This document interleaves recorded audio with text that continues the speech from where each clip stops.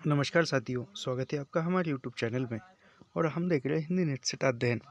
आज हम इकाई 7 में कहानी देख रहे हैं और कहानी में उसने कहा था यह कहानी अ, हमारी बची हुई थी, यह रह गई थी और यह कहानी आज पढ़ाना समाप्त हो जाएगा। और आज जो है इकाई 7 जो है पूरा कंप्लीट हो जाएगा। इससे पहले ही हमने पूरी कहानियाँ देखी है, वह भी प्लेलिस्ट है और यह भी नई सलीके से बनी हुई प्लेलिस्ट उपलब्ध है। ईदगाह कहानी, यह ईदगाह कहानी भी कुछ अंश बचा है। अब हम इसको नहीं पढ़ाएंगे, इसको जो है आप शॉर्ट जब हम देखेंगे शॉर्ट में उसमें हम देखेंगे वह ईदगाह कहानी। तो उसने कहा था कहानी आज हम पढ़ेंगे। नेट जेआरएफ ऑल सेट परीक्षा पीएचडी एंट्रेंस एग्जाम, इस सभी दृष्टिकोण से हम पूछेंगे। अभी हाल ही में जो है तेलंगाना में सेट परीक्षा होता, उसमें प्रश्न पूछा था इससे। उसने कहा था कहानी से कि लहना सिंह किस रचना का पात्र है। तो यहाँ पर यह कहानी जो है देश विभाजन पर, युद्ध पर लिखी गई है। यह 1915 में प्रकाशित पूर्वदीप्ति शैली में लिखी हुई प्रथम कहानी मानी जाती है और यह प्रथम प्रेम कहानी भी कह सकते हैं। प्रारंभ करते हैं यहाँ से पढ़ना। बड़े बड़े शहरों के इक्के गाड़ी वालों की जबान के कोड़ों से जिनकी पीठ छिल गई है और कान पक गए हैं, उनसे हमारी प्रार्थना है कि अमृतसर के बम्बू कार्ट वालों की बोली का मरहम लगावे। यानी अमृतसर का कौन सा, बम्बू कार्ट वालों की इक्के वाले का जो है बोली का मरहम लगावे। जब बड़े बड़े शहरों की चौड़ी सड़कों पर घोड़े की पीठ चाबुक से धुनते हुए इक्के वाले कहीं घोड़े की नानी से अपना, यानी वो घोड़े से मारपीट करते हुए वो गालियाँ भी देने लगते हैं। कभी राह चलते पैदलों की आंखों के न होने पर तरस खाती है, यानी वह राह चल रहे हैं और उसको दिखाई नहीं दे रहा है क्या ऐसे। कभी उनके पैरों की अंगुलियों के बोरों को चीत कर अपने ही को सताया हुआ बताते हैं और संसार भर की ग्लानि, निराशा और क्षोभ के अवतार बने नाक की सीध चले जाते हैं। तब अमृतसर में उनकी बिरादरी वाले तांगे चक्करदार गलियों में एक अ, हर एक लड्ढी वाले के लिए वह ठहर कर सब्र का समुद्र उमड़ा कर बचो खालसा जी, यानी वह जो भी उसके ये आता है रास्ते में उसको कहती कि बचो खालसा सी, हटो माई जी, ठहरना भाई, आने दो लाला जी, हटो बादशाह कहते हुए। ये इम्पोर्टेंट है और यह जो है पूछा पूछा जा सकता है इसका क्रम। यानी जो इक्के वाले जो है वह सब्र का बांध टूट जाता है तो क्या क्या करके पुकारते हैं। तो बच्चों खालसा जी, हटो भाई जी, ठहरना भाई, आने दो लाला जी, हटो बादशाह कहते हुए सफ़ेद पेटों, खच्चरों और बत्तखों, गने और खोमचे और भारे वालों के जंगल में से राह खेते हैं। क्या मजाल है कि जी और साहब बिना सुने किसी को हटाना पड़े। यह बात नहीं कि उनकी जीभ नहीं चलती नहीं, पर मीठी छुरी की तरह महीन मार करती हुई, यानी मीठी भाषा बोलते हैं। यदि कोई बुढ़िया बार बार चुनौती देने पर भी लीक से नहीं हटती, यानी कोई बुढ़िया जो है रास्ते से नहीं हटती, तो उनकी बचनावली के ये नमूने हैं। हट जा जीने जोगिए, हट जा कर्मा वालिए, हट जा पुत्ता प्यारिए, यानी तू जीने योग्य है, तू पुत्रों को प्यारी है। बच जा लंबी वाली है, यानी बच जा लंबी उम्र वाली है, लंबी जीने वाली है। समष्टि के क्या अर्थ, इसके अर्थ है कि तू जीने योग्य है, तू भाग्य वाली है, तू पुत्रों को प्यारी है, लंबी उम्र तेरे सामने है, तू क्यों मेरे पहिए के नीचे आना चाहती है, बच जा, ऐसा वह कहते हैं। ऐसे बम्बू कार्ट वालों के बीच में होकर एक लड़का और एक लड़की चौक की एक दुकान पर आ मिले। सही कहानी यहाँ से प्रारंभ होती है। ऐसे ही बम्बू कार्ट वालों के बीच में से होकर एक लड़का और लड़की चौक की एक दुकान पर मिलते हैं। उसके बालों और इसके ढीले सुथनी से जान पड़ता था कि दोनों सिख है, यानी दोनों जो है सिख परिवार के हैं। वह अपने मामा के केश धोने के लिए दही लाने आया था, यानी वो मामा के बाल धोने के लिए दही लाने आया था। वह कौन है, वो छोटा कौन है, लड़का कौन है, वह लहना सिंह है। और यह रसोई के लिए बढ़िया दुकानदार एक परदेसी से गूंथ रहा था। जो शेर भर गीले पापड़ों की गड्डी को गिने बिना हटता नहीं था, यानी वो पापड़ गिनने में ये व्यस्त था। तेरा घर कहाँ है, यानी लड़का पूछता है कि तेरा घर कहाँ है। मगरे में है। लड़की कहती कि मगरे में। और तेरे मांझे में यहाँ कहाँ रहती है, यानी वह कहती है लड़की कहती है मांझे में, तो यहाँ कहाँ रहती है। हम अत्तर सिंह की बैठक में मेरे मामा होते हैं, यानी जो अत्तर सिंह जो है वह मेरे मामा है। मैं भी मामा के यहाँ आया हूँ। उनका घर गुरु बाजार में है, यानी लड़के के मामा का घर अमृतसर के गुरु बाजार में है, याद रखिए। इतने में दुकानदार निपटा और इनका सौदा लेने लगा। सौदा लेकर दोनों साथ साथ चले। कुछ दूर जाकर लड़के ने मुस्कुराकर पूछा, तेरी कुड़माई हो गई। ये पूछा हुआ है, तेरी कुड़माई का मतलब तेरी सगाई हो गई। इस पर लड़की कुछ आंखें चढ़ाकर धत कहकर दौड़ गई और लड़का मुंह देखता रह गया। और दूसरे तीसरे दिन सब्जी वाले के यहाँ, दूध वाले के यहाँ अकस्मात दोनों मिल जाती, यानी कहीं ना कहीं दोनों की मुलाकात हो ही जाती थी। लहना सिंह और सूबेदारनी। महीना भर यह हाल रहा। 2-3 बार लड़के ने फिर पूछा, तेरी कुड़माई हो गई, और उत्तर में वही धत मिला। एक दिन जब फिर लड़के ने वैसे ही हंसी में चिढ़ाने के लिए पूछा, तो लड़की ने लड़के की संभावना के विरुद्ध बोली, हाँ हो गई। यानी लड़की ने पूछा कि हाँ हो गई। कब? कल दे फिर वह लहना सिंह पूछता है लड़का कि कब हुई। लड़की कहती है, देखते नहीं यह रेशम से कड़ा हुआ सालू। लड़की भाग गई। लड़के ने घर की राह ली। रास्ते में एक लड़के को मोरी में ढकेल दिया, यानी घर से भागते हुए क्या क्या क्रम है वह ध्यान रखिए। रास्ते में एक लड़के को मोरी में ढकेल दिया, यानी नाली में ढकेल दिया। एक छावड़ी वाले की दिन भर की कमाई खोई। एक कुत्ते पर पत्थर मारा और एक गोभी वाले के ठेले में दूध उंडेल दिया। सामने नहाकर आती हुई किसी वैष्णवी से टकरा कर उसे आंधे की उपाधि पाई। ये याद रखिए, पूछा जा सकता है। तब कहीं घर पहुंचा, यानी तब जाके वह घर पहुंचा। अभी यह पहला पड़ाव खत्म होता है और यहाँ से कहानी का दूसरा पड़ाव प्रारंभ होता है। राम राम, यह भी कोई लड़ाई है, यानी लड़ाई के, ये पूर्वदीप्ति शैली में है ना। राम राम, यह भी कोई लड़ाई है। दिन रात खंदकों में बैठे हड्डियाँ अकड़ गई। लुधियाना से दम गुना जाड़ा और मेह और बर्फ ऊपर से पिंडलियों तक कीचड़ में धंसे हुए थे। यानी यहाँ पर याद रखिए, वह जो लड़की थी, लड़की की उम्र 8 साल है और लड़की की उम्र 11 साल है। यानी लहना सिंह 11 साल का है और वह सूबेदारनी होरा जो है वह 8 साल की है।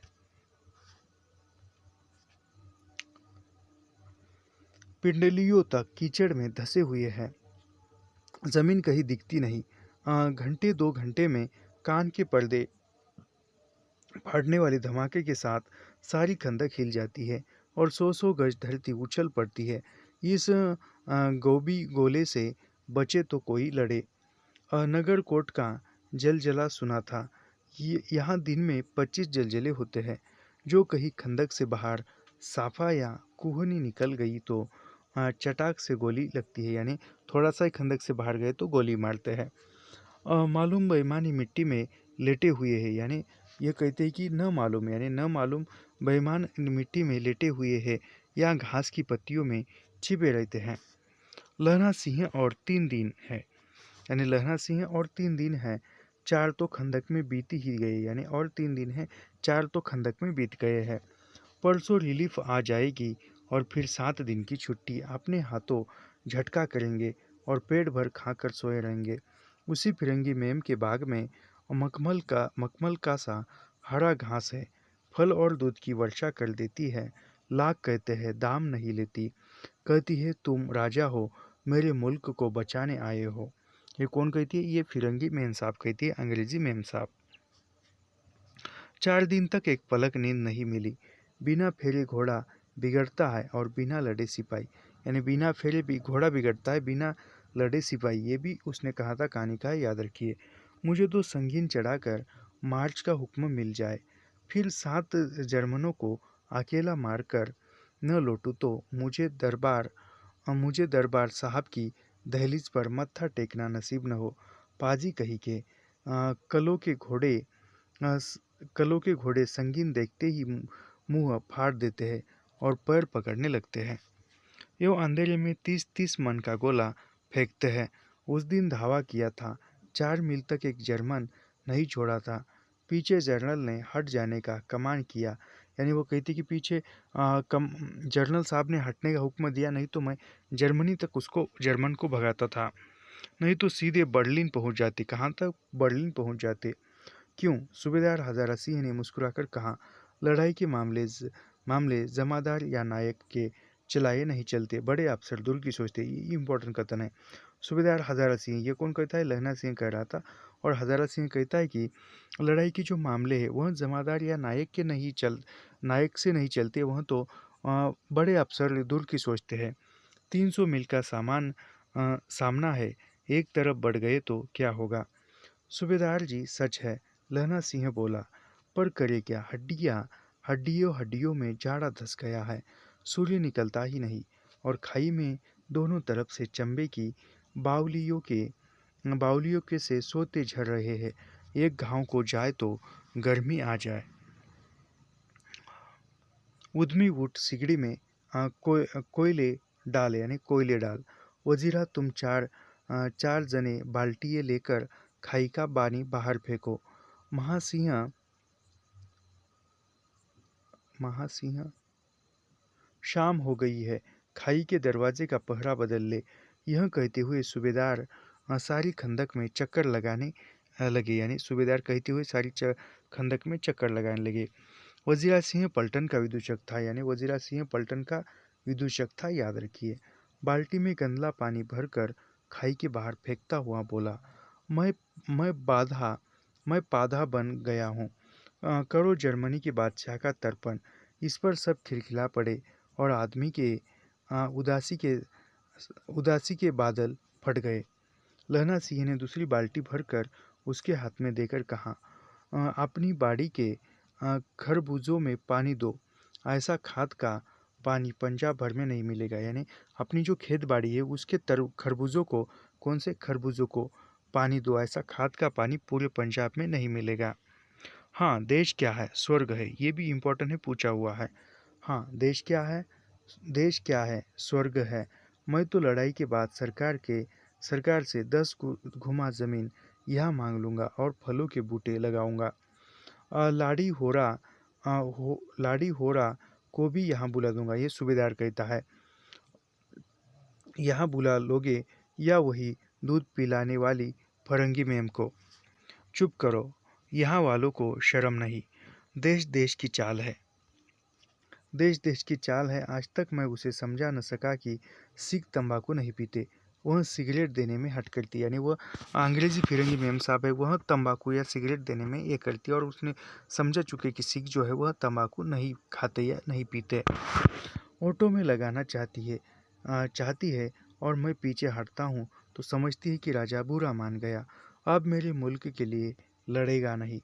अच्छा, अब बोधा सिंह कैसा है? यानी वो कहती है कि अच्छा, अब बोधा सिंह कैसा है? अच्छा है, जैसे मैं जानता ही नहीं हूँ। रात भर तुम अपने कम्बल उसे उड़ाते हो और आप सिगड़ी के सहारे गुजर करते हो।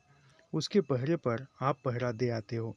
अपने सूखे लकड़ी के तख्तों पर उसे सुलाते हो। आप कीचड़ में पड़े रहते हो। कहीं तुम न मांदे पड़ जाना, यानी कहीं तुम बीमार न पड़ जाना। जाड़ा क्या है? मौत ही। ये भी पूछा हुआ है। जाड़ा क्या है? मौत है। और निमोनिया से मरने वालों को मुरब्बे नहीं मिला करते, यानी मुरब्बे यानी जो कांदे होते वह मिला नहीं करते निमोनिया से मरने वालों को। मेरा डर मत करो, मैं बुलेल की खड्ड के किनारे मरूंगा। भाई कीरत सिंह की गोदी पर मेरा सिर होगा और मेरे हाथ के लगाए हुए आंगन के आम के पेड़ की छाया होगी। वजीरा सिंह से त्योरी चढ़ाकर कहा, क्या मरने मारने की बात लगाई है? मरे जर्मनी और तुर्क। ये लहना सिंह कहता है वजीरा सिंह से, और वजीरा सिंह कहते हैं, क्या मरने मारने की बातें कर रहे हो? मरे जर्मन और तुर्क। हाँ भाइयों, कैसे?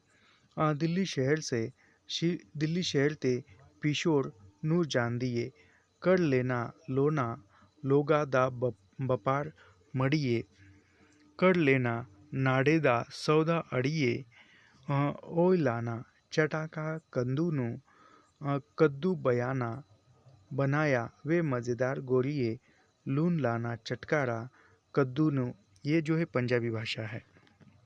कौन जानता था कि दाढ़ी वालों ने घर बारी सीख सीख ऐसा लुच्चों का गीत गाएंगे। यह गीत है पंजाबी भाषा का।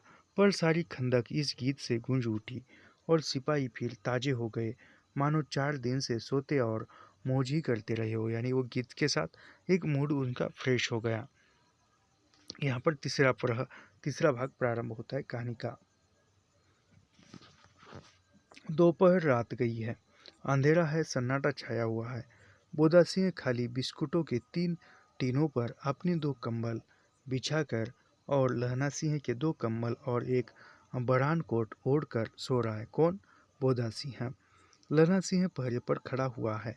एक आंख खाई की मुंह पर है और दूसरी बोदा सिंह के दुबले शरीर पर। यानी बोदा सिंह को भी देख रहा है और खाई के मुंह को भी बोदा सिंह करा रहा है। क्यों बोधा? भाई क्या है? यानी वह कहती क्यों बोधा, फिर बोधा कहती क्या भाई, पानी पिला दो। लहना सिंह ने कटोरा उसके मुंह से लगाकर पूछा, कहो कैसे हो? पानी पीकर बोधा बोला, कंपनी छूट रही है, कंपनी छूट रही है, रोम रोम में तार दौड़ रहे हैं, दांत बज रहे, यानी ठंड बज रही है। अच्छा मेरी जर्सी पहन लो और तुम, यानी वो बोधा सिंह को कहती कि अच्छा मेरी जर्सी पहन लो और तुम। ये बोधा सिंह कौन है? तो वह सूबेदार का बेटा है। और मेरे पास सिगड़ी है, यानी वो कहते हैं कि मेरे पास सिगड़ी है और मुझे गर्मी लगती है, पसीना आ रहा है। ना मैं नहीं पहनता, 4 दिन से तुम मेरे लिए, यानी वो बोधा सिंह कहता है कि 4 दिन से तुम मेरे लिए परेशान हो।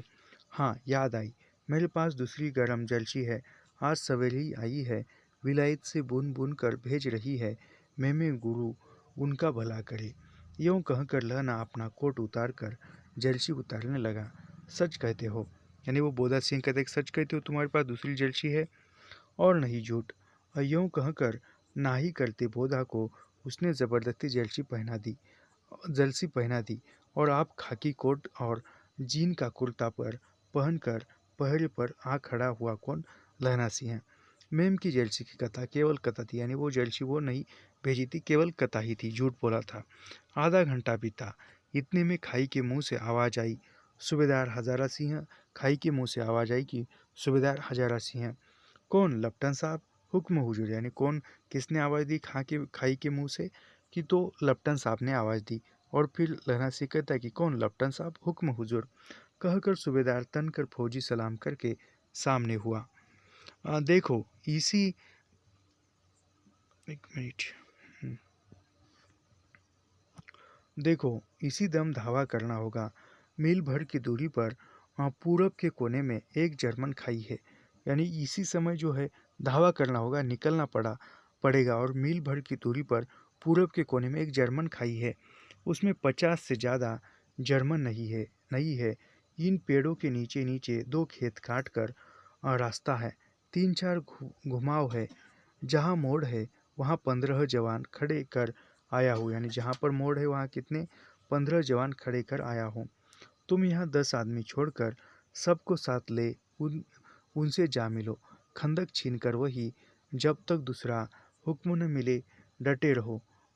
हम यहाँ रहेगा ये हुक्म। कौन कहता है? लप्टन साहब। जो हुक्म।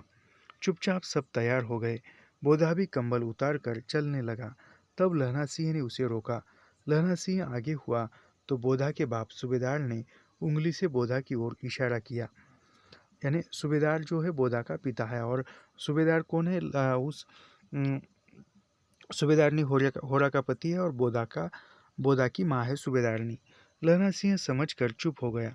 पीछे 10 आदमी कौन रहे, इस पर बड़ी हुज्जत हुई। यानी पीछे कौन 10 आदमी रहने वाला है, इस पर कुछ बहस हुई। कोई रहना न चाहता था।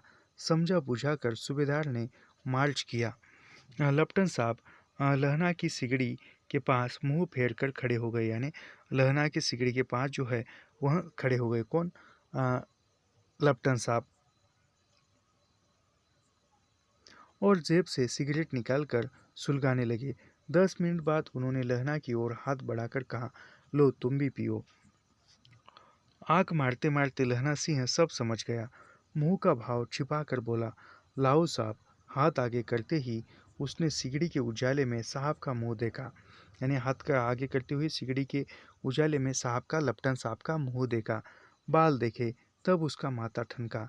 लपटन साहब के पट्टी वाले बाल एक दिन में ही कहाँ उड़ गए, यानी लपटन साहब के बड़े बड़े पट्टी वाले बाल थे और एक दिन में कहाँ गए। उनकी जगह कैदियों से कटे बाल कहाँ से आ गए। शायद साहब शराब पिए हुए हैं और उन्हें बाल कटवाने का मौका मिल गया है।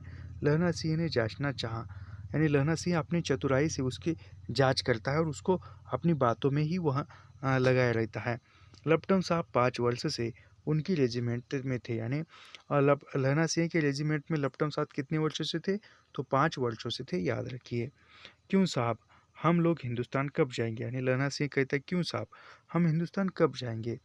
और लड़ाई खत्म होने पर क्यों, क्या देश पसंद नहीं, तो वह कहते कि क्यों जाना, क्या देश पसंद नहीं यहाँ का। नहीं साहब, शिकार के वे मज़े यहाँ कहाँ।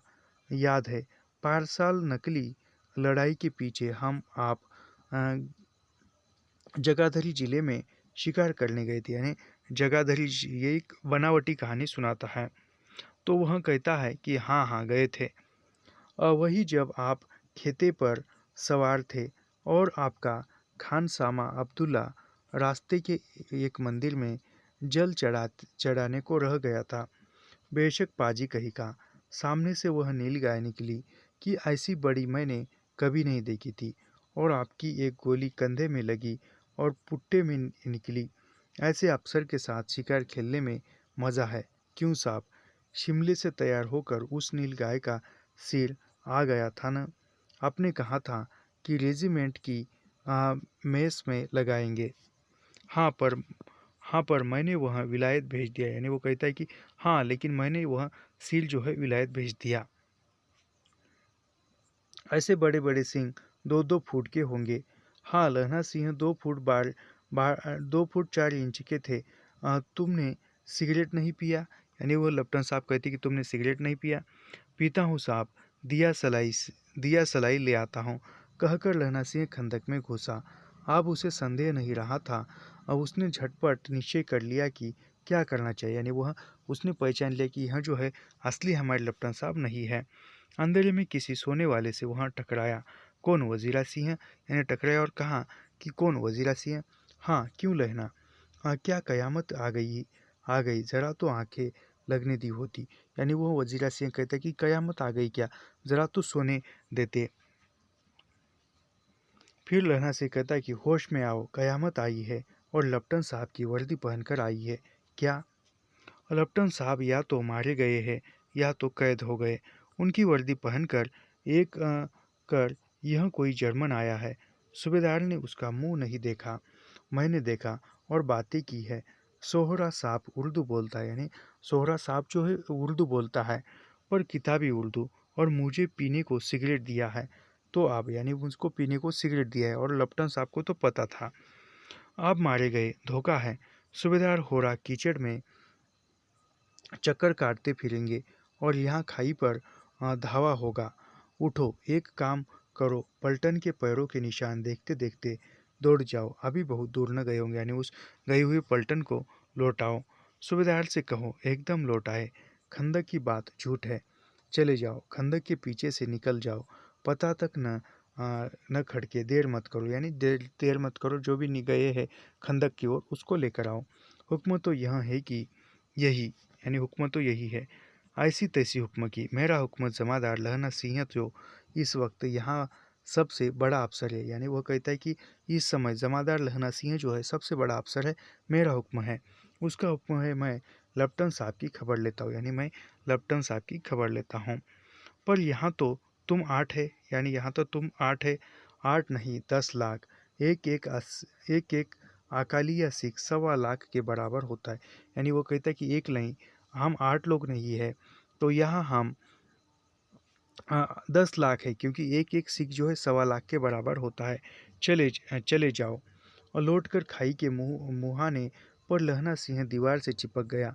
उसने देखा कि लपटन साहब ने जेब से बेल के बराबर 3 गोले निकाले, तीनों को जगह जगह खंदक की दीवारों में घुसेड़ दिया और तीनों में एक तार सा बांध दिया, यानी वो खंदक को उड़ाना चाह रहा है। तार के आगे सूत की एक गुत्ती थी जिसे सिगड़ी के पास रखा।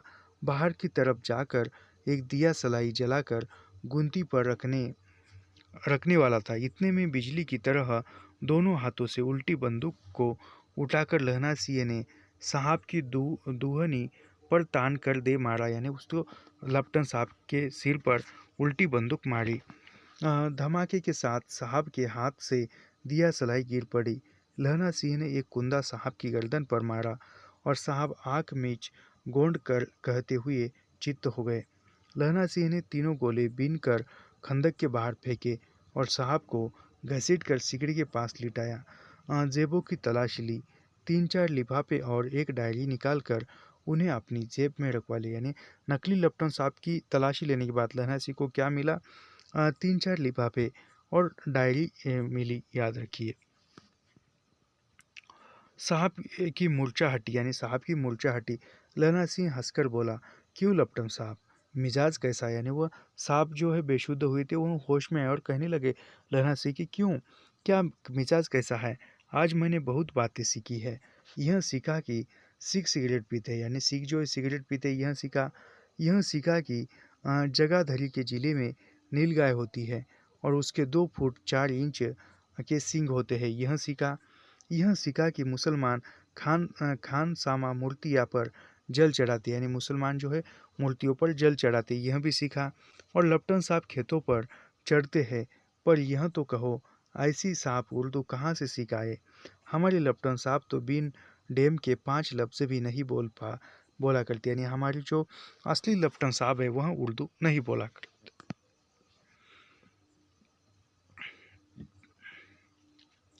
लहना ने पतलून के जेबों की तलाशी नहीं ली थी। साहब ने मानो जाड़े से बचने के लिए 2 हाथों जेबों में डाले। लहना सिंह कहता गया, चालाक तो बड़े हो, पर मांझे का लहना इतने बरस लपटन साहब के साथ रहा है। यानी वह लहना सिंह कहाँ का है? तो मांझे का है, याद रखिए। और वह इतने बरस जो है किसके साथ? लपटन साहब के रहा है। उसे चकमा देने के लिए 4 आंखें चाहिए। 3 महीने हुए एक तुर्की मौलवी मेरे गांव आया था, यानी 3 महीने हुए, वो गांव की बात बता रहा है लहना सिंह। 3 महीने हुए एक तुर्की जो है मेरे गांव आया था। औरतों को बच्चे होने की ताबीज़ बांधता था और बच्चे को दवाई देता था। चौधरी के बड़े के नीचे मंजा बिछाकर हुक्का पीता रहता था और कहता था कि जर्मनी वाले बड़े पंडित हैं, वेद पढ़ कर उसमें से विमान चलाने की विद्या जान गए हैं। गौ को नहीं मारते, हिंदुस्तान में आ जाएंगे तो गौ हत्या बंद करेंगे। ये कौन कहता था? एक वह मौलवी बाबा कहता था। मंडी के बनिए को बहकाता था कि डाक खाने में रुपया निकाल लो, सरकार का राज्य जाने वाला है। डाक बाबू कोल्लू राम, यानी डाक बाबू का नाम क्या है? पोल्लू राम, यह डाक बाबू का नाम है, याद रखिए। पोल्लू राम किस कहानी का पात्र है, पूछा जा सकता है। मेरे मुल्ला जी की दाढ़ी मुड़ दी और गांव से बाहर निकल कर कहा था, जो मेरे गांव में आप पैर रखा तो साहब की जेब में से पिस्तौल चला, यानी साहब की जेब में से पिस्तौल चला और लहना की जांघ में गोली लग गई। इधर लहना की हरेली मार्टिन के 2 फायरों ने साहब की कपाल क्रिया कर दी, यानी जो दो लहना के जो 2 हेनरी मार्टिन के 2 फायर थे, उन्होंने गोली चलाई और उस साहब को क्रियाक्रम कर दिया, यानी गोली मार दिया और उसका काम तमाम कर दिया। धड़ाका सुनकर सब दौड़ा, यानी धड़ाका सुनकर सब लोग आ गए। बोधा चिल्लाया, क्या है? यानी बोधा चिल्लाया, क्या है? लहना सिंह ने उसे यह कहकर सुला दिया कि एक हड़का हुआ कुत्ता आया था, मार दिया और औरों से सब हल कह दिया। सब बंदूकें लेकर तैयार हो गए। लहरा ने सापा फाड़कर घाव के दोनों तरफ पट्टियां कसकर बांधी। घाव मांस में ही था, यानी घाव जो था मांस में था। पट्टियों के कसने में लहू निकलना बंद हो गया, यानी पट्टियां बांधी तो रक्त खून जो था वह बंद हो गया। कितनी कहानी बची है, देखते हैं।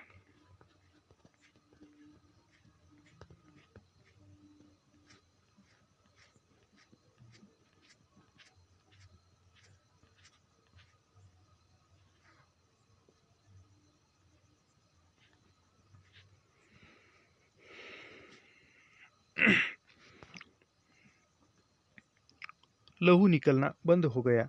इतने में 70 जर्मन चिल्लाकर खाई में घुस पड़े, यानी इतने में 70 जर्मन खाई में घुस पड़े। कितने? 70, याद रखिए। सिखों की बंदूकी की बाढ़ से पहले धावे को रोका, दूसरे को रोका, पर यहाँ थे 8। लहना सिंह तक तक कर मार रहा था।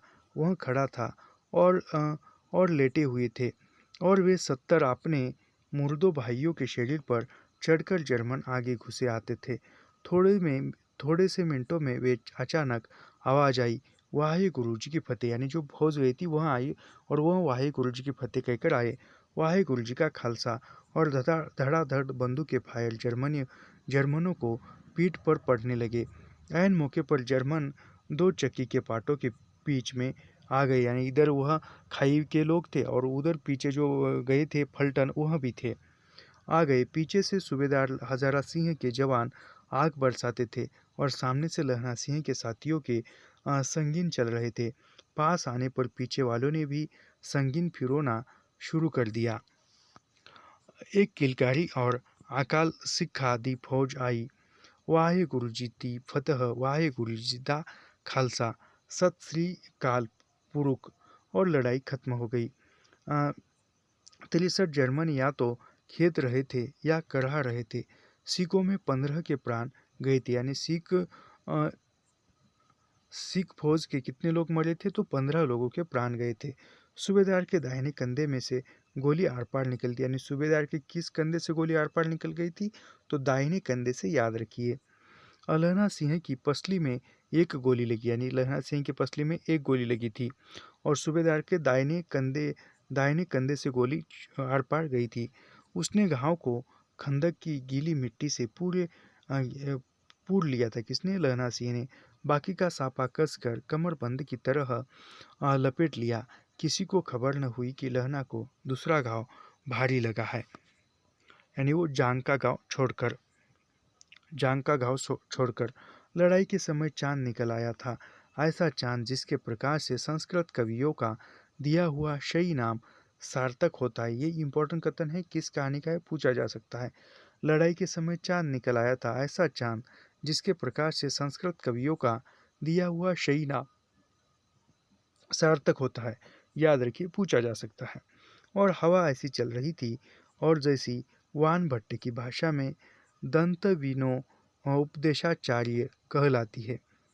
ये वान भट्ट की भाषा में दंत विनोपदेशाय, यानी दंत विनो उपदेशाय कहलाती है। वजीरा सिंह कह रहा था, कैसे मन मन भर फ्रांस की भूमि मेरे बूटों से चिपक रही थी जब मैं दौड़ा दौड़ा सूबेदार के पीछे गया था। सूबेदार लहना सिंह से सारा हाल सुन और कागजात पाकर वे उनकी तुरंत बुद्धि को सराह रहे थे, और कह रहे थे कि तू न होता तो आज सब मारे जाते। इस लड़ाई की आवाज़ 3 मील दाहिनी ओर और खाई वालों के ने सुन ली थी, यानी कितनी? इस लड़ाई की आवाज़ 3 मील दाहिनी ओर गई थी। कितनी? 3 मील किस ओर? दाहिनी ओर गई थी, और खाई वालों ने सुन ली थी। उन्होंने पीछे टेलीफोन कर दिया था। वहाँ से झटपट 2 डॉक्टर और 2 बीमार ढोने वाली गाड़ियाँ, यानी एम्बुलेंस, और 2 डॉक्टर चले, जो कोई 1.5 घंटे के अंदर अंदर आ पहुँची।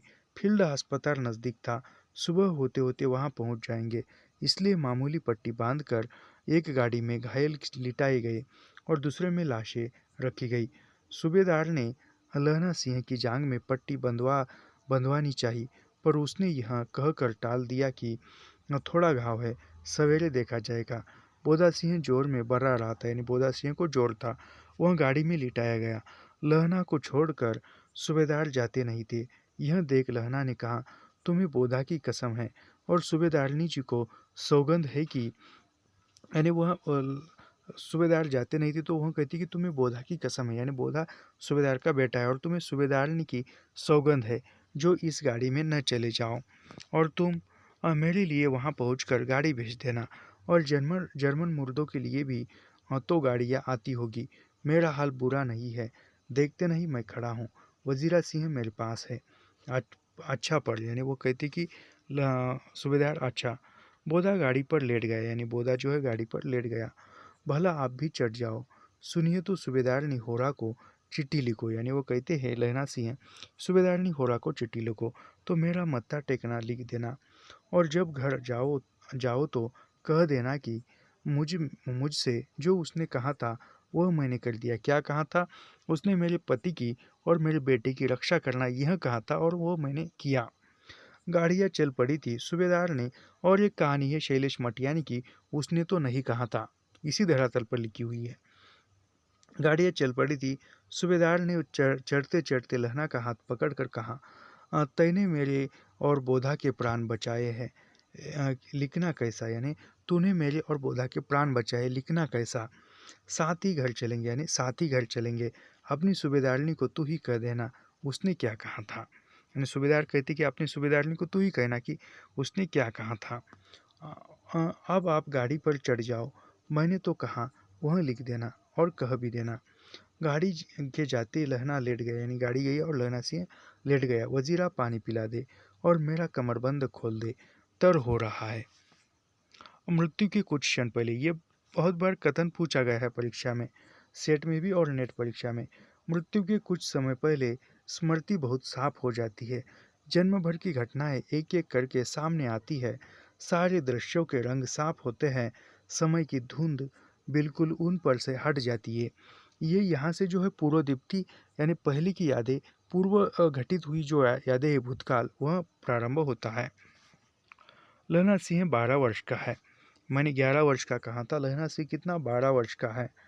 अमृतसर में मामा के यहाँ आया हुआ है, दही वाले के यहाँ, सब्जी वाले के यहाँ, हर कहीं उसे 8 वर्ष की लड़की मिल जाती है, यानी कितने वर्ष की? 8 वर्ष की लड़की मिल जाती है। जब वह पूछता है, यानी जब वो पूछता है तेरी कुड़माई हो गई, तब वह धत कहती है और भाग जाती है।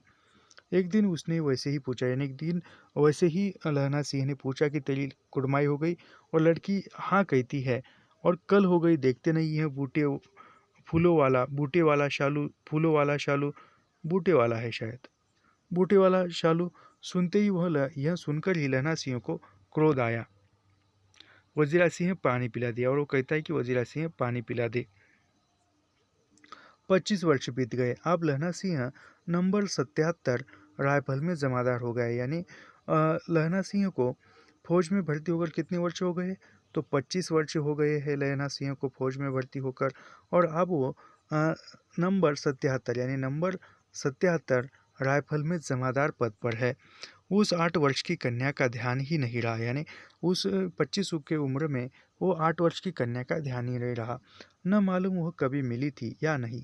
7 दिन की छुट्टी लेकर ज़मीन के मुकदमे की पैरवी करने वह अपने घर गया था, यानी 7 दिन की छुट्टी लेकर वहाँ 7 दिन की छुट्टी लेकर वहाँ अपने ज़मीन की पैरवी करने के लिए घर गया था।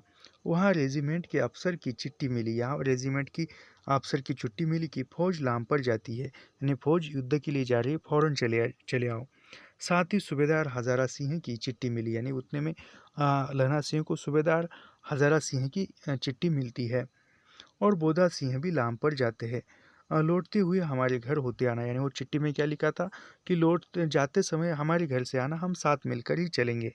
सूबेदार का गांव रास्ते में पड़ता था, और सूबेदार उसे बहुत चाहता था।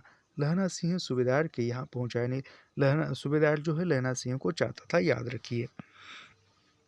जब चलने लगे तब सूबेदार बेड़े में से निकल कर आया, बोला, लहना सूबेदारनी तुमको जानती है, बुलाती, यानी लहना सूबेदार कहती कि लहना सिंह, लहना सूबेदारनी तुमको जानती है और तुम्हें बुलाती है, जा मिला। लहना सिंह भीतर पहुंचा। सूबेदारनी मुझे जानती है? कब से? यानी वो पूछ रहा है कि सूबेदारनी मुझे आप जानती हो, और कब से? रेजिमेंट के क्वार्टरों में तो कभी सूबेदार के घर के लोग नहीं रहे, यानी जो रेजिमेंट का क्वार्टर था वहाँ पर तो कभी सूबेदार के घर के लोग तो नहीं रहे। दरवाजे पर जाकर मत्था टेकना कहाँ, आशीष सुनी। लहना सिंह चुप रहा। मुझे पहचाना, यानी वो सूबेदार ने कहती कि मुझे पहचाना। लहना सिंह कहता है कि नहीं, तेरी कुड़माई हो गई। फिर वह सूबेदारनी याद दिलाती है कि तेरी कुड़माई हो गई, धत कल हो गई। देखते नहीं रेशम के बूटों वाला शालू, वहाँ पर फूलों वाला था, यहाँ पर बूटों वाला ही सही है, रेशम की बूटों वाला शालू अमृतसर में, वो फिर उसको याद आता है। भावों की टकराहट से मूर्छा खुली, करवट बदली, पसली का घाव बह निकला। वजीरा पानी पिला, उसने कहा था। यानी उसने कहा था वो बताते हुए दर्द हो रहा है और पानी पिला कहता है। स्वप्न चल रहा है, सूबेदारनी कह रही है, मैंने तेरे को आते ही पहचान लिया, यानी तू जब आया तब ही पहचान लिया। एक काम कहती हूँ, मेरे तो भाग फूट गए, यानी एक काम तुम्हें मैं सौंपती हूँ, कहती हूँ, मेरे तो भाग्य ही फूट गए। सरकार ने बहादुरी का किताब दिया, यानी सरकार ने बहादुरी का किताब दिया। लायलपुर में ज़मीन दी, यानी सूबेदार को कहाँ पर ज़मीन दी? लायलपुर में ज़मीन दी। आज नमक हलाली का मौका आया है। पर सरकार ने हम तिमियों की एक घंघरी या पलटन क्यों न बना दी, जो मैं भी सूबेदार जी के साथ चली जाती, यानी मैं भी फौज में क्यों न भर्ती हुई, मैं भी सूबेदार जी के साथ जाती। एक बेटा है फौज में भर्ती हुए, उसे एक ही बरस हुआ है, यानी बोधा सिंह को फौज में भर्ती, सूबेदारनी के लड़के को फौज में भर्ती होकर कितने साल हुए? 1 साल हुआ है। उसके पीछे 4 और हुए, यानी उसके पीछे 4 संतानें हुई, लेकिन एक भी न जिया, यानी वो एक भी मर गए सभी बच्चे। सूबेदारनी रोने लगी, आप दोनों जाते हैं मेरे भाग्य, यानी आप दोनों फौज में जा रहे मेरे भाग्य। तुम्हें याद है एक दिन तांगे वाले का घोड़ा दही वाले की दुकान के पास बिगड़ गया था। तुमने उस दिन मेरे प्राण बचाए थे। आप घोड़े की लातों में चले गए थे और मुझे उठाकर दुकान के तख्ते पर खड़ा कर दिया था। यानी सूबेदारनी कहती है कि आपको पता है एक दिन जब तांगे वाले के बीच में तांगे वाले का घोड़ा जो दही वाले की दुकान के पास बिगड़ गया था और तुमने उस घोड़े के टांगों में आकर मेरी जान बचाई थी। तुम्हें याद है ना? ऐसे ही इन दोनों को बचाना, यानी जिस तरह तुमने बचपन में मुझे बचाया था ऐसे ही इन दोनों को फौज में बचाना, यह मेरी भिक्षा है। तुम्हारे आगे आंचल पसरती हूँ, यानी भिक्षा है यह मेरी, भीख मांगती हूँ इन दोनों के प्राण बचा ले। रोती रोती सूबेदारनी ओबड़ी में चली गई। लहना भी आंसू पोंछता हुआ बाहर आया। वजीरा सिंह पानी पिला, उसने कहा था। लहना सिंह का सिर अपनी गोद में रखे वजीरा सिंह बैठा है, यानी लहना सिंह का सिर किसके गोद में है? तो वजीरा सिंह के गोद में है। जब मांगता है तब पानी पिला देता है। आध घंटे तक लहना चुप रहा, फिर बोला, कौन? कीरत सिंह? चुप रहा और बोला, कौन? कीरत सिंह? वजीरा ने कुछ समझकर कहा, हाँ भैया, मुझे और ऊंचा कर ले, यानी मुझे और ऊंचा कर ले, अपने पट पर मेरा सिर रख ले। वजीरा ने वैसे ही किया, यानी वजीरा ने वैसे ही किया। हाँ आप ठीक है ना? ठीक है, पानी पिला दे। बस आपके हाड़ में यह आम खूब फलेगा, यानी आप जो आम का सीजन आएगा तो यह आम बहुत फूलेगा। चच्चा भतीजा दोनों यही बैठकर आम खाना। कितना बड़ा तेरा भतीजा है उतना ही ये आम, जितना तेरा भतीजा बड़ा है उतना ही यह आम भी बड़ा है। जिस महीने उसका जन्म हुआ था उसी महीने मैंने इसे लगाया था। वजीरा सिंह के आंसू टप टप पड़ रहे, यानी वजीरा सिंह के आंखों से आंसू टपक रहे, यानी उसको पता है कि आप जो है लहना सिंह अंतिम सांसें गिन रहा है। कुछ दिन पीछे लोगों ने अखबारों में, यानी अखबारों में खबर आई और लहना सिंह की मृत्यु हो गई है। कुछ दिन पीछे लोगों ने अखबारों में पढ़ा, फ्रांस और बेल्जियम, यानी किस युद्ध में? फ्रांस और बेल्जियम 68वीं सूची मैदान में घावों से भरा, नंबर 77 सिख राइफल जमादार लहना सिंह। ये पढ़ा लोगों ने। तो यहाँ पर जो यह कहानी समाप्त होती है, कौन सी? उसने कहा था, क्या कहा था उसने? युद्ध के समय में या युद्ध के मैदान में मेरे बेटे और मेरे पति की रक्षा करना, और वह लहना सिंह अपने प्राण देकर रक्षा करता है। और एक बात बताते हैं लहना सिंह, यह इस कहानी के अंतर्गत हमें क्या क्या सीखने को मिलता है? तो एक निष्ठा,